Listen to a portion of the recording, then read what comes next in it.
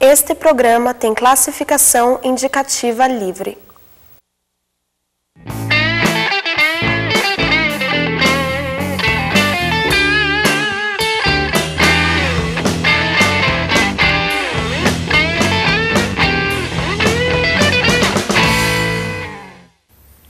Olá, o Plural está no ar.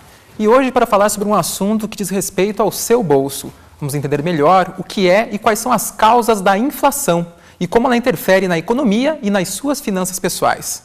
Para nos ajudar a compreender melhor tudo isso, o Plural recebe hoje o professor do Departamento de Economia da Universidade Federal do Paraná, Luciano Nakabashi. Seja bem-vindo, professor.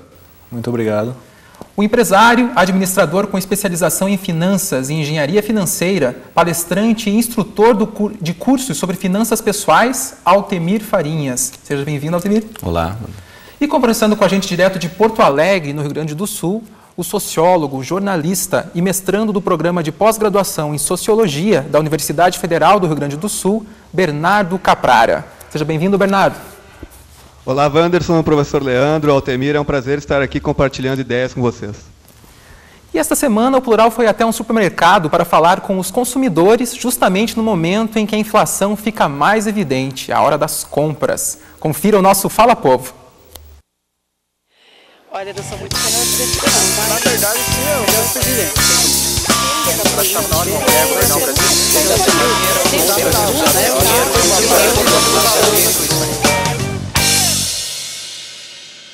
A senhora acha que a inflação está voltando? Eu acredito que está.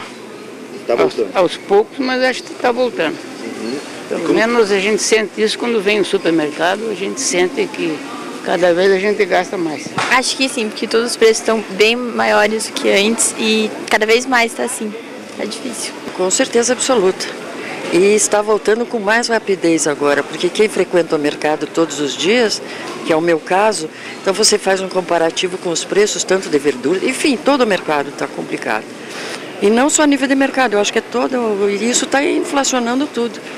O que você hoje comprava com 100, você compra com 200 e não leva tudo que você quer.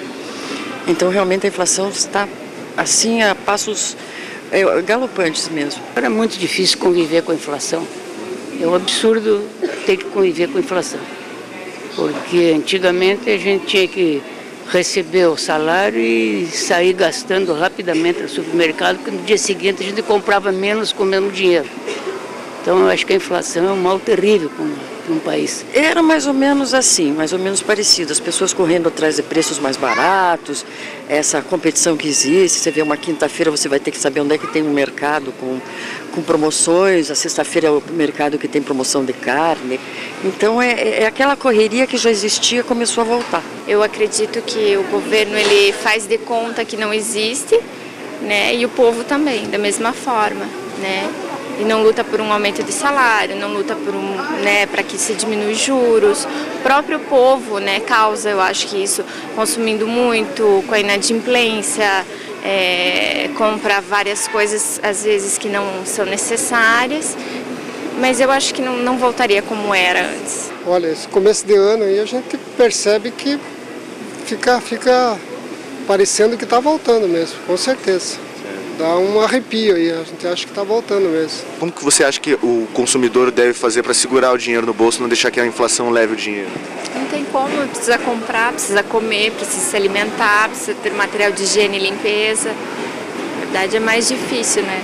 Você controlar, você acaba trocando talvez alguns produtos por outros, né? Às vezes de inferior qualidade. Tem que dar uma maneirada, né? Porque o salário não muda e os preços todos mudam, então tem que dar uma maneirada. Tentar, que nem o carro, troca andar de a pé um pouco, tentar dar uma economizada na comida, reaproveitar, assim. Eu acho viável que a gente compre o necessário, não comprar o supérfluo a mais do que vai consumir, né? Porque assim, de qualquer maneira, a gente está colaborando com a manutenção dessa inflação baixa. Ok. E eu pergunto para o professor Luciano, professor, a inflação é um assunto que diz respeito a todo mundo, né? As pessoas, todo mundo tem uma noção do que é a inflação, principalmente sente ela na pele, mas eu queria que o senhor explicasse para a gente, para começar, o que é essa famosa inflação?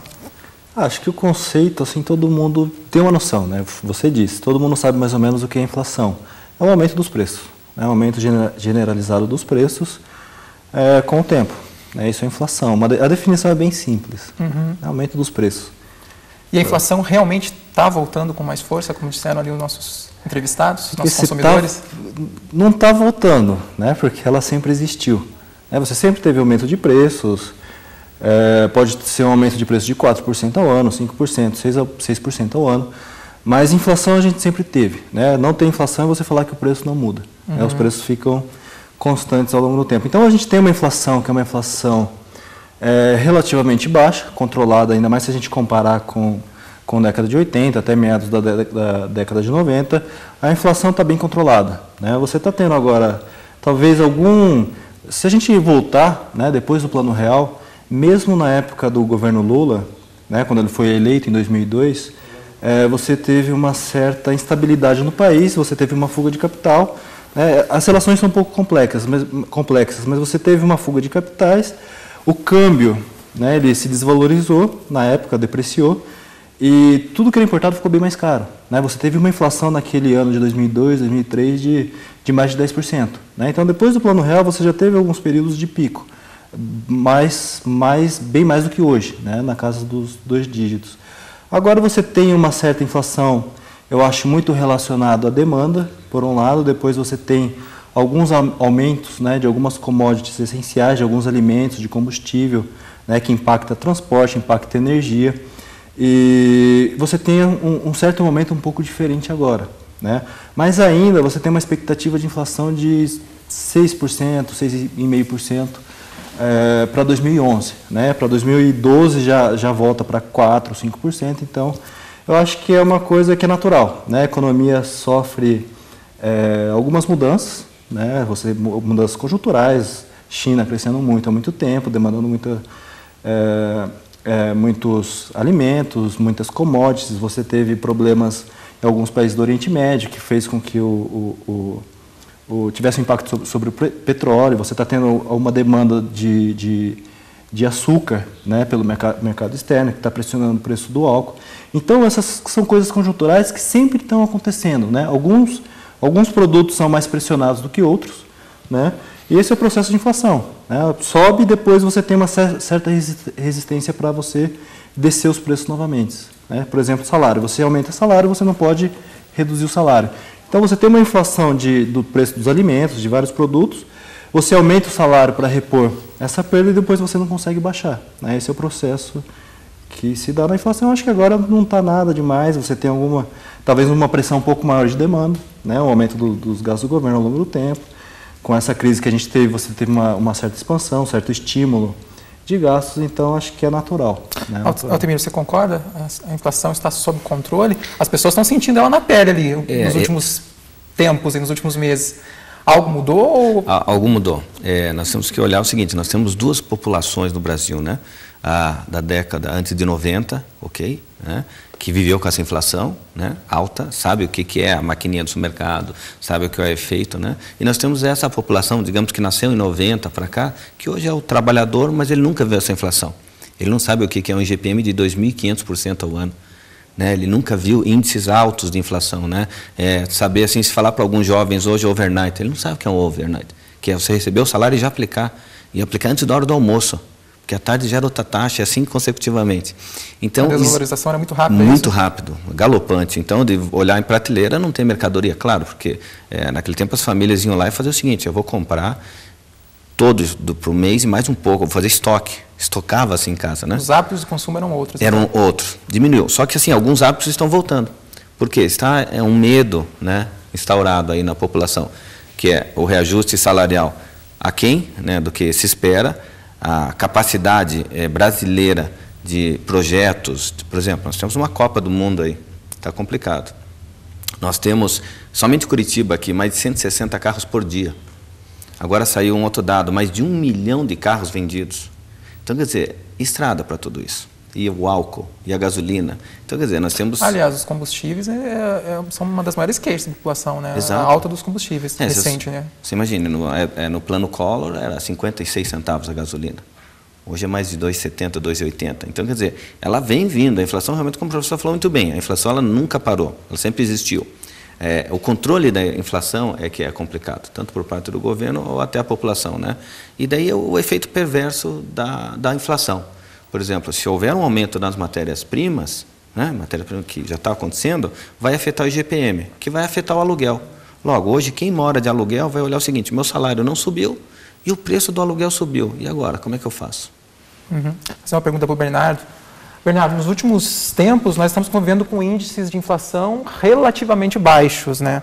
Mas nem sempre foi assim, né? Eu queria que você traçasse para a gente um breve histórico da inflação na história do nosso país.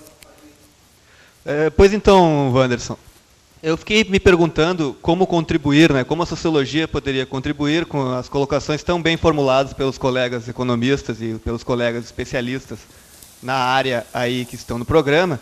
E cheguei à conclusão justamente a essa tua pergunta. Tentar traçar, então, um histórico, tentar perceber quais são as relações sociais que se estabeleceram na economia, principalmente durante o século XX, início do século XXI, e que tem a inflação como um dos pontos mais importantes a serem controlados, né? Se a gente for observar no cenário mundial, nós tivemos durante o século XX duas grandes guerras, né, que interferiram bastante na economia do planeta. Nós tivemos também uma crise em 1929 que fez com que as respostas dos países desenvolvidos a essa crise estivessem colocadas na interferência do Estado na economia, fazendo com que o Estado pudesse subsidiar uma série de questões para as suas sociedades. E, a partir do final da Segunda Guerra Mundial, o contrário disso, né? Um resgate, uma busca às teorias do liberalismo econômico, né? Principalmente voltadas ali no Hayek e no Milton Friedman, né? Um norte-americano que tem, inclusive, bastante material na internet que a gente possa ouvi-lo falar e não apenas lê-lo, né? Então, eu acredito que essas teorias chamadas neoclássicas ou neoliberais, da maneira que nós quisermos chamá-las, né, elas tiveram uma boa influência a partir da Segunda Guerra. O que isso significa? Na minha concepção, isso significa que, obviamente, vamos então lembrar que nós vivemos uma sociedade capitalista, sem julgamento de valor, sem colocar ela como uma sociedade inadequada ou não é esse o ponto, mas que nós vivemos uma sociedade com as quais as relações de produção são capitalistas. Existe sim, em umas mais, em outras menos, o conflito entre o capital e o trabalho. Dentro desse cenário, no Brasil, me parece que a partir da década de 70, principalmente com as crises do petróleo, 73 a primeira e, se não me engano, 79 a segunda, a inflação se torna realmente um foco central de controle por parte dos governos militares, né? Com o fim dos regimes autoritários, ali na década de 90, eu encontraria, não como muitos colegas, uma maré neoliberal ou neoclássica no Brasil, mas alguns respingos no governo do Fernando Henrique Cardoso dessas teorias neoclássicas, né, principalmente associadas às privatizações, ao investimento um pouco menor do Estado, a uma ênfase no capital estrangeiro e, no entanto, por outro lado, um plano real que estabiliza a economia brasileira e que consegue, depois de tanto tempo, como os colegas colocaram, controlar, de certa forma, essa inflação, né? Então, a partir de todo esse cenário da economia do século XX e do início do século XXI, a despeito das desconfianças dos grandes capitalistas com relação ao governo Lula, que permaneceu, de certa forma, ali com a figura do Henrique Meirelles e também com o próprio ministério que cuida das questões econômicas, permaneceu com esse controle da inflação e, de certa forma, eu tendo a concordar com os colegas, achando que ela está, de certa forma, sob controle, né? Eu acho que as contribuições da sociologia com relação ao debate da inflação seriam mais com relação a essas questões macro, né, da economia e buscando resgatar esse histórico e essas políticas econômicas que estão permeando o cenário econômico. Professor Luciano, só para relembrar um pouco aqui, como que era esse cenário de hiperinflação que o Brasil viveu, que período que foi esse e quando que ocorreu essa virada para uma estabilização da economia e uma inflação mais sob controle? A gente começou a ter muito problema, né, como o Bernardo disse, a partir da década de 70, né, no governo militar você teve choques do petróleo que foram muito relevantes, que causaram várias alterações na economia mundial e você teve uma restrição muito grande de capitais vindo para o Brasil.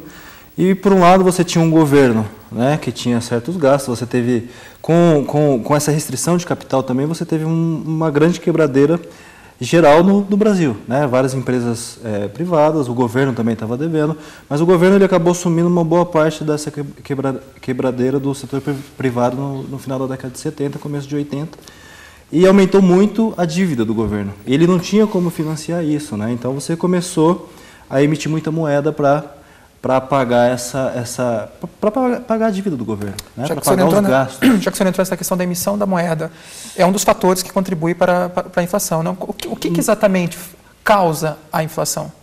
Então, nesse caso do Brasil na década de 80, né, que começou a aumentar e perdeu o controle, né, foi principalmente década de 80, desde o início da década de 80, você tinha esse descontrole das contas do governo devido à crise, né, você não tinha como pagar um monte de dívidas, né, de haveres, o governo tinha muitas dívidas e não tinha muito de onde tirar, né?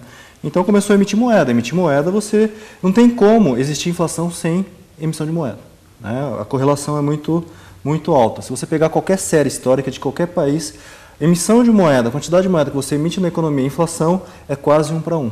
Né? Então começou a emitir moeda para pagar, né, várias coisas que o governo precisava pagar e você começou a perder o controle disso e você gerou inflação, né? Você gerou uma inflação que não tinha controle.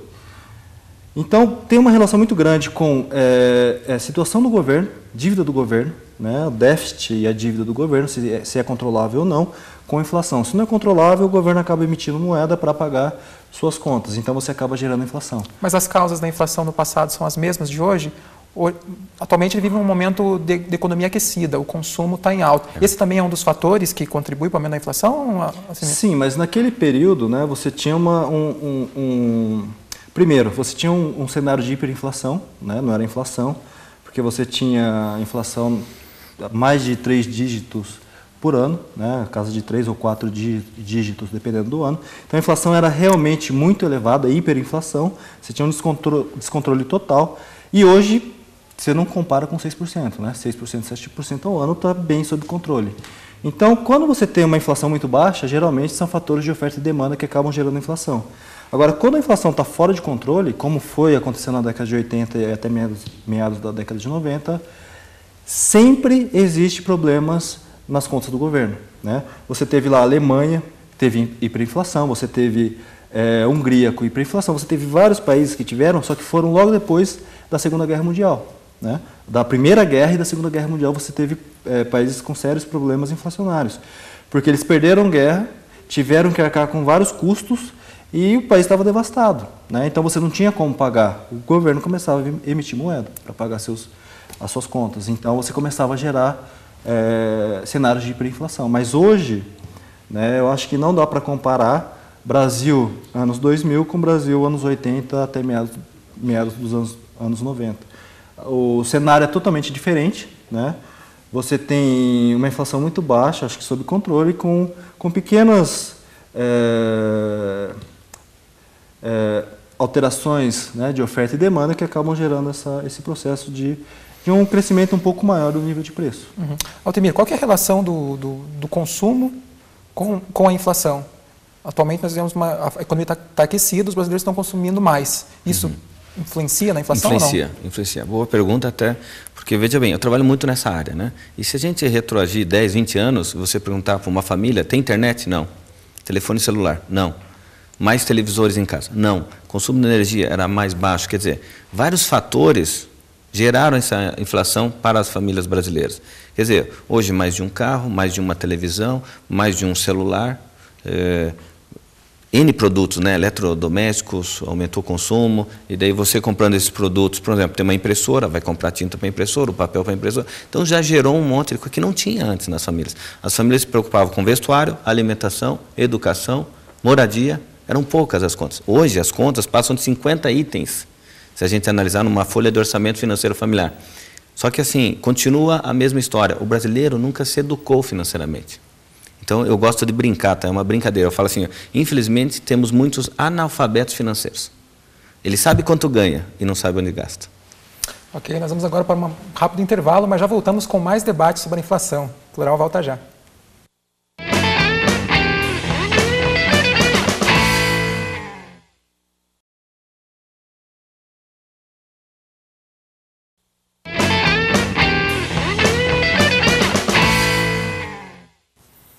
Olá, estamos de volta e o assunto do programa de hoje é a inflação. No último bloco nós falávamos sobre as causas, os fatores que influenciam a inflação. O Altemir Farinhas falava sobre a questão do consumo, né, desse consumo que está maior hoje em dia. Mas eu queria fazer uma pergunta para o Bernardo. Bernardo, além desse fator, existem outros fatores sociais que influenciam também a inflação? Olha, Wanderson, eu acredito que quem possa responder melhor essas questões certamente seriam os colegas economistas. O que eu poderia te dizer com relação ao ponto de vista da sociologia sobre a questão do consumo, que eu acho bem interessante colocada pelo Altemir, é que certamente o consumo é um dos fatos que fazem a inflação crescer ou se modificar, de certa forma.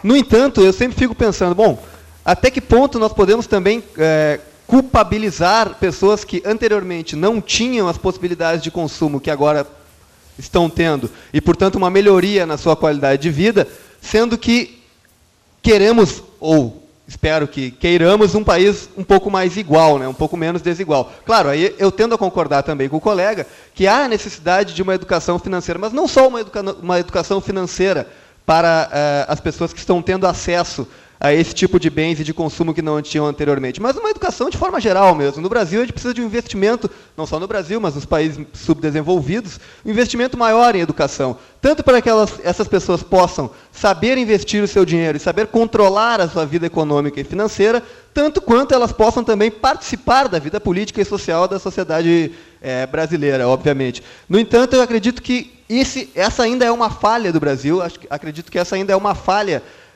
dos últimos governos, embora eu tenda também a concordar que durante o governo Lula houve avanços nesse sentido. No entanto, acredito que ainda temos muito a melhorar nessa questão da educação, tanto financeira, econômica, quanto de maneira geral, né? Uhum. Aí que está, professor Luciano e Altemir, o consumo não é uma coisa boa, não é bom para a economia do país, ele não movimenta a economia, e, ao mesmo tempo, gera inflação. Tem um paradoxo aí. Como que se resolve essa questão?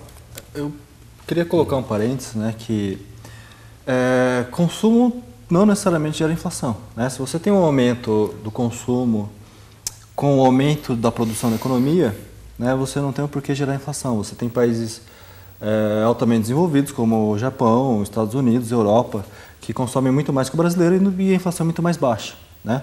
Então, por um lado, se você tem um aumento do consumo, que é a demanda, e por outro lado você tem um aumento da oferta, né, que é a produção de bens, aí não tem problema nenhum de inflação. Eu acho que hoje, né, a gente está vivendo a demanda, a gente coloca a demanda como afetando a inflação, porque você tem uma demanda aumentando muito externa, né, principalmente da China por commodities, e você teve um gasto muito elevado do governo. Né? Não foi um consumo das pessoas. O consumo costuma ser uma função estável, mais ou menos, tá? Estável da renda, costuma ser proporcional à renda.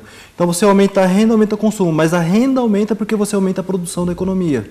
Então, nesse sentido, não tem problema na inflação. É claro que tem problema da falta de controle orçamentário, que isso acaba gerando uma série de problemas, até psicológicos, né?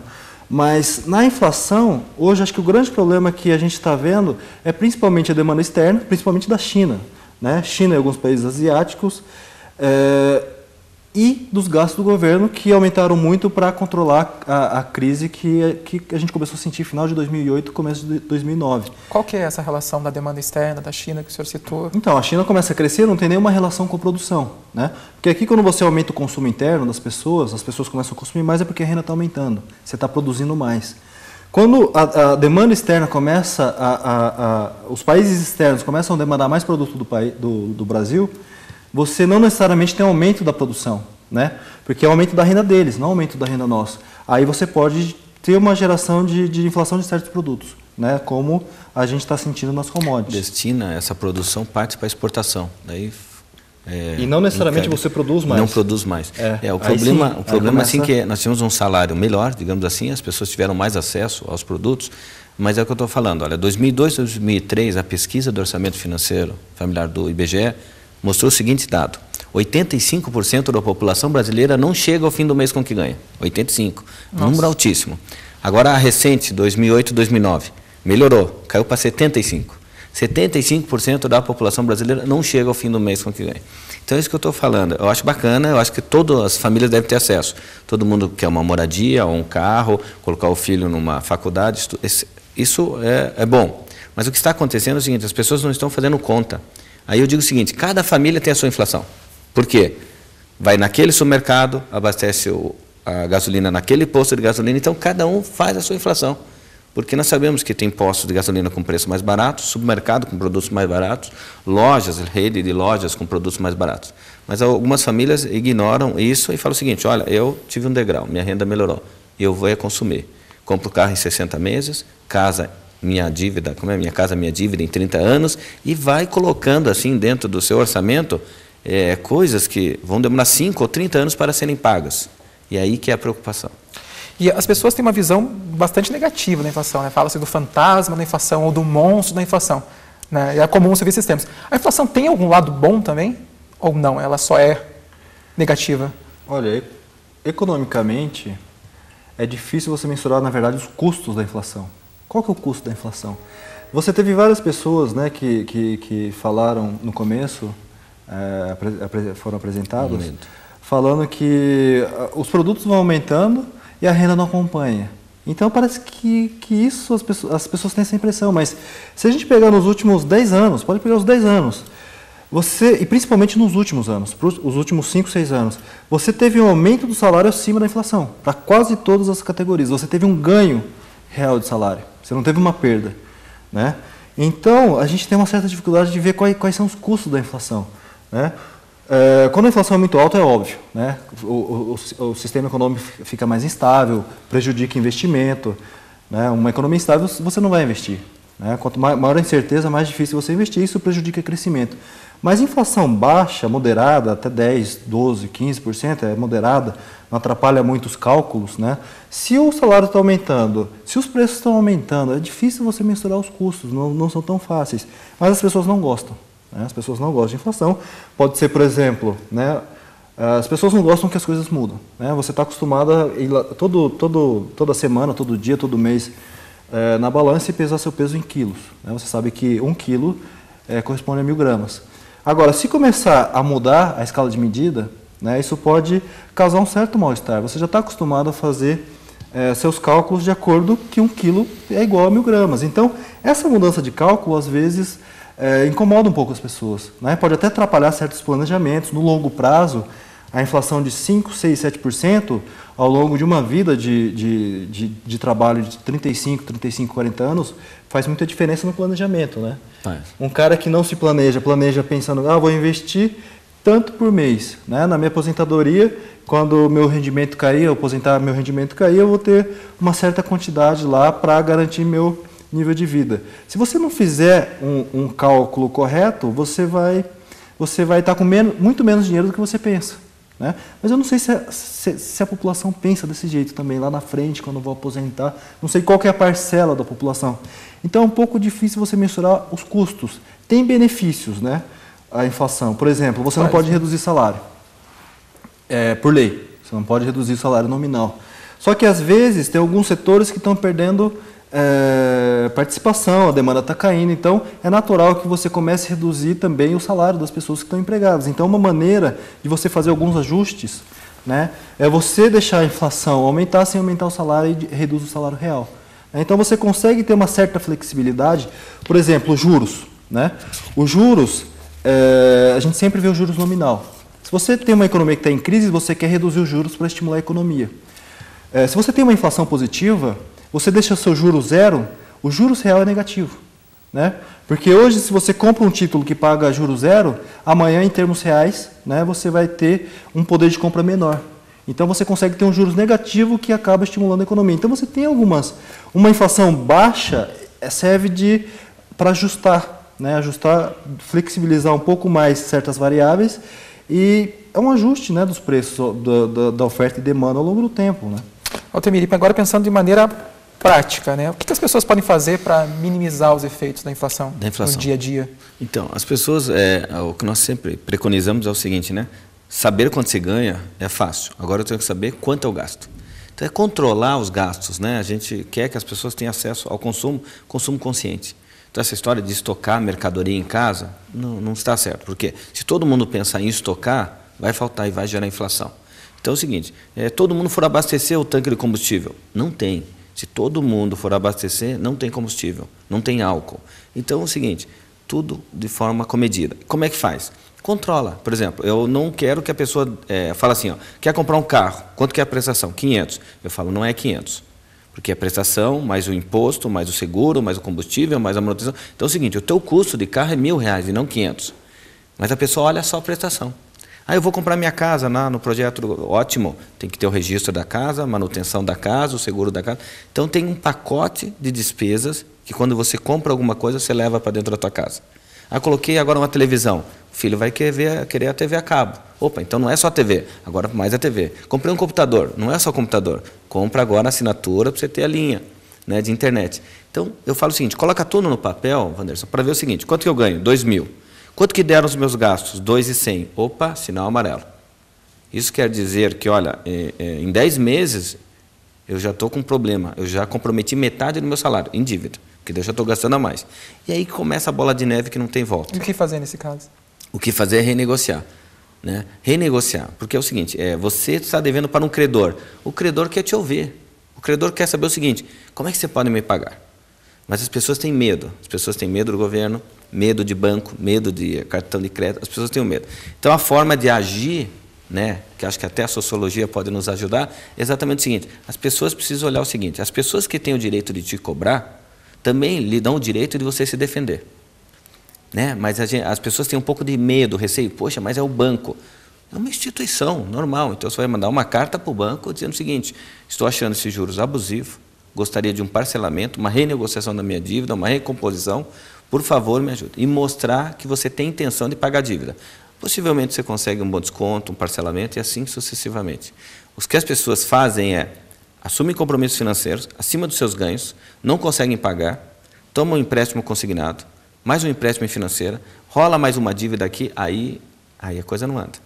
Você conhece muitos casos de pessoas que perderam as contas no crédito, porque o acesso ao crédito ficou maior nos últimos anos, né? Maior. Mais pessoas hoje em dia têm acesso a empréstimos, a cartões de crédito. As pessoas estão sabendo administrar essa? Não.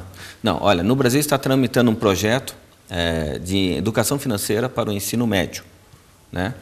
Eu estou colocando na Prefeitura de Foz do Iguaçu, que até agora foi uma das primeiras, educação financeira para o ensino fundamental, de 1º ao 5º ano. Ou seja, se a criança tiver alguma noção do que é uma poupança, do que é um juros, do que é a palavra dívida, porque não é só aula de matemática, não. É português, história, educação física, artes. Então, a criança, ela convivendo, você deixa ela no mundo dela, mas convivendo com algumas palavras, ela sabe o que está acontecendo em casa.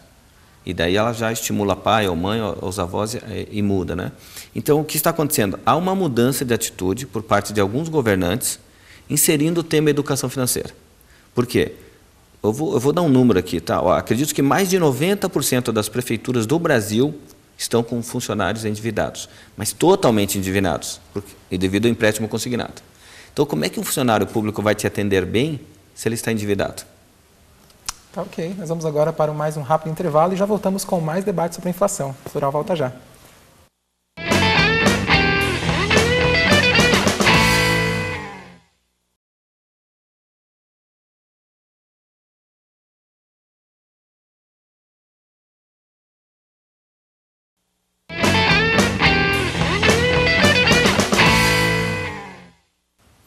Olá, o Plural está de volta e hoje o nosso papo é sobre a inflação. Queria perguntar para o professor Luciano, o que o governo pode fazer para frear a inflação? Quais são os mecanismos de controle existentes? Bom, os mais tradicionais são taxa de juros, né? Você usa a taxa de juros, aumenta a taxa de juros para... Aumenta a taxa de juros, você vai reduzir investimento, fica mais caro, né, investir. Para as pessoas fica mais caro tomar emprestado, então elas tomam menos emprestado e consomem menos, né? Então, é uma maneira, é a principal, taxa de juros, que se tem utilizado tanto no Brasil quanto em vários outros países para controlar a inflação. Outra coisa importante são os gastos do governo, né? Se o governo faz o que está tentando fazer agora, um corte para reduzir a demanda e com isso ter que utilizar menos juros para conter a demanda, para não impactar muito a inflação, né? Então, você tem demanda por um lado, a demanda do governo, né, principalmente, é uma variável que não depende da renda. Então, demanda do governo, taxa de juros, e você tem algumas medidas que estão sendo utilizadas agora que não são muito comuns, que são as medidas macroprudenciais, né, que são outras medidas que afetam o crédito que não a taxa de juros. Por exemplo, você pode aumentar a taxa de compulsório, que é o tanto que os bancos têm que deixar lá no Banco Central. Você aumenta a taxa de compulsório, alguém vai lá, faz o depósito, né, a pessoa física ou jurídica faz um depósito, e o banco não pode, ele pode emprestar uma parcela, né? Quanto maior o compulsório, maior a parcela que os bancos comerciais têm que deixar no Banco Central, então menos eles podem emprestar. Então isso reduz o crédito da economia e reduz a demanda. Esse é um mecanismo que a gente não tem utilizado no Brasil historicamente, então a gente também não sabe muito bem qual que é o efeito, né? Qual que é o efeito se você aumenta lá o compulsório, quanto que isso vai de fato afetar a inflação, né? E quanto tempo demora, porque qualquer variável que você mexe na economia, isso vai impactar os agentes, né? Aí os agentes vão começar a tomar novas decisões e isso demora um tempo até afetar, por exemplo, a inflação. Então pode demorar muito como pode demorar pouco. A gente ainda não tem muita história nesse sentido. A inflação, a taxa de juros, você aumenta a taxa de juros, mais ou menos 6 a 7, 8 meses depois você tem um impacto sobre o nível de atividade, sobre a inflação. Ok. Bernardo, você defende que a economia ela deve ser vista de uma forma mais ampla, como uma ciência social mesmo, né? E mais próxima da realidade das pessoas e que deve fugir um pouco do economês, né? Dessa linguagem técnica, né? Por quê? Queria que você explicasse um pouquinho isso. Pois é, Wanderson, na realidade essa ideia ela não quer tirar o mérito dos economistas e de todo esse complexo vocabulário que existe na economia, de maneira alguma quero tirar o mérito deles. No entanto, se nós formos pegar lá, parafraseando a nossa professora Maria da Conceição Tavares, né, se nós formos pegar lá no início da economia, lá com o Smith, com o Ricardo e todos esses pioneiros das ciências econômicas, digamos assim, a disciplina era alcunhada economia política, né? Ela tratava de problemas políticos, de política econômica, como até hoje acontece. No entanto, a gente vê muitas vezes, acredito não ser o caso dos colegas que estão aí contigo, mas, no entanto, a gente vê muitas vezes uma série de economistas trabalhando conceitos abstratos para a realidade da população, fazendo com que as pessoas não compreendam aquilo que está sendo colocado, fazendo com que as pessoas apenas achem que isso é uma ciência acima delas e que não está fazendo parte da sua realidade. Então, gostei muito da colocação do colega, dizendo que a gente precisa de uma educação econômica. Aqui no Rio Grande do Sul, o Banrisul, de certa forma, tenta fazer isso, colocando em sala de aula algumas palestras, aulas, fazendo que as crianças fiquem mais próximas, né, desse vocabulário econômico, não esse mais complexo que eu chamo de economês, mas desse vocabulário mais vinculado às questões econômicas, financeiras. No entanto, o que eu encontro? A gente encontra um problema sério com essas aulas, que apesar de toda essa ideia ótima de colocar essa educação com as crianças, existe um hiato, né, entre, como diria o Marx, o fetiche da mercadoria, né, o fetiche que a mercadoria nos oferece em comprá-la, em consumi-la, ou mesmo um poder simbólico das mercadorias, como diria o Bourdieu para nós, né, fazendo com que as pessoas acabem consumindo, como o Altemir colocou, sem, às vezes, ter as condições econômicas necessárias e entrando numa bola de neve trágica, né, para a vida individual de cada cidadão. Então, eu acho que seria mais nesse sentido o meu argumento, né. Altemir, o que você acha disso? Bem, eu trabalho nessa área, milito nisso, né? Tanto é que no nosso site lá da Equilíbrio Financeiro, eu vou disponibilizar gratuitamente um manual para o professor. Tá? Gratuitamente o manual do professor, por quê? O que eu vejo viajando pelo Brasil, professor de matemática dá aula de educação financeira. Tudo bem, mas como eu falei, não é só ele, é um tema transversal em todas as matérias. Me preocupa até, acho bom que o Banrisul esteja fazendo isso, mas eu me preocupo quando é uma instituição privada, uma corretora, um banco, querendo oferecer educação financeira. Eu tenho uma ressalva, entendeu? Por quê? Porque, por exemplo, um caso de corretoras, e eu tenho assistido várias palestras, né? Eles usam 4 slides de educação financeira, o restante é bolsa. Então é mais para vender, ou mais para defender uma instituição financeira, entendeu? Então, não é bem explicado como deveria ser. E um detalhe, o Bernardo falou bem, eu estou lendo um livro, eu vi um estudo, né, empírico dizendo o seguinte, uma criança de 10 anos já sabe 300 marcas. Uma Barbie é vendida a cada meio segundo no mundo. E assim vai lá uma pesquisa enorme. Por que a Nickelodeon é uma das maiores redes de TV e atinge as crianças de tal maneira e já está fazendo venda casada? Claro, tem que atingir a criança. A criança será o adolescente, será o adulto. Se eu atingir a criança, acabei de ganhar um consumidor. Professor Luciano, já vamos nos aproximando das considerações finais. Queria ouvir de você. Bom, acho que nessa parte de educação, não só educação financeira, mas educação para várias coisas, né? Eu acho que o Brasil ainda está muito atrás do que seria razoável, né? Você vê as pessoas que ainda ganham pouco se endividando muito, por um lado, os juros muito altos, e mesmo assim elas vão lá se endividam. Você vê, mas não só isso, né? Você tem toda essa parte isso acho que faz parte talvez um pouco, esteja relacionado ao jeitinho brasileiro de tentar resolver as coisas da maneira mais fácil, que parece mais fácil no curto prazo, mas que no longo prazo acaba afetando todos nós, né? Que a gente luta para sair desse subdesenvolvimento e mal consegue, né? Há muito tempo tentando fazer coisas e está sempre nessa situação meio que precária. Falta educação no sentido geral, né? Falta educação, falta seriedade na escola para os alunos que vão, falta botar mais qualidade, falta botar uma educação financeira, falta botar mais ênfase na ética na escola, né? Na ética nas relações sociais, como é que você interage de uma maneira que seja bom para você, mas seja bom para o outro. Acho que a gente precisa melhorar muito, a gente está muito atrás de qualquer país, acho que desenvolvido e mesmo países asiáticos, se a gente comparar. Bernardo, quais são suas considerações finais aí sobre o assunto? Bom, eu acredito, Wanderson, que para finalizar, então, eu gostaria de lançar alguns questionamentos, né, para os telespectadores, pensando, será então que apenas o controle da economia tem que ser o norte das nossas políticas econômicas? Aliás, o controle da inflação, perdão, tem que ser o norte das nossas políticas econômicas? Será que apenas consumir de uma maneira desenfreada, ou apenas o consumismo por si só, sem levar em consideração toda a sorte de fatores que estão relacionados ao consumo, fará com que nós tenhamos uma sociedade mais harmônica, mais homogênea, mais igualitária? Será que nós não temos, então, que pensar em novas diretrizes, uma nova filosofia social para os nossos governos, inclusive para o mercado, inclusive para o empresariado brasileiro? Eu acredito que uma negociação entre o capital e o trabalho, atualmente, ela é complexa, mas tem que se dar certamente com a força dos movimentos sociais, com a pressão da sociedade civil, mas principalmente dos movimentos sociais e dos trabalhadores, para que faça com que, de certa forma, a gente possa avançar na questão de uma economia que sirva como um instrumento para melhorias na realidade social brasileira. Gostaria de agradecer o convite, estou sempre à disposição para que possa contribuir e fazer com que a gente entenda um pouco melhor as questões que estão aí à nossa volta. Muito obrigado. Eu que agradeço. Altemir, rapidamente, para finalizar. Eu vou deixar uma frase aqui, que não é de um filósofo famoso, nem do economista, que é assim, se algum de nós está querendo edificar uma torre, não se assenta primeiro a fazer a conta dos gastos para ver se tem dinheiro para que acabar? Parece no economista, mas na verdade isso é bíblico, está escrito em Lucas 14, 28. Então, para se ter uma ideia, dinheiro é tão complicado que está até na Bíblia, dizendo o seguinte, faça um pouquinho de planejamento financeiro, fazer reforma na casa, comprar o carro. Essa frase, traduzindo aos dias de hoje, seria isso.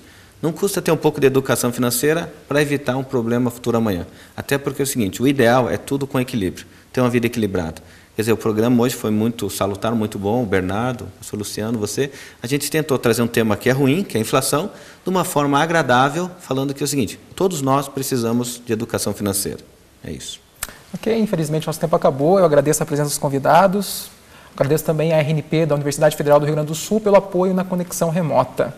O programa de hoje fica por aqui. Que tema você gostaria de ver no próximo Plural? Mande suas críticas e sugestões para o nosso e-mail e acesse a página da UFPR TV na internet. Lá você pode rever esse e outros programas. Nosso endereço é www.tv.ufpr.br.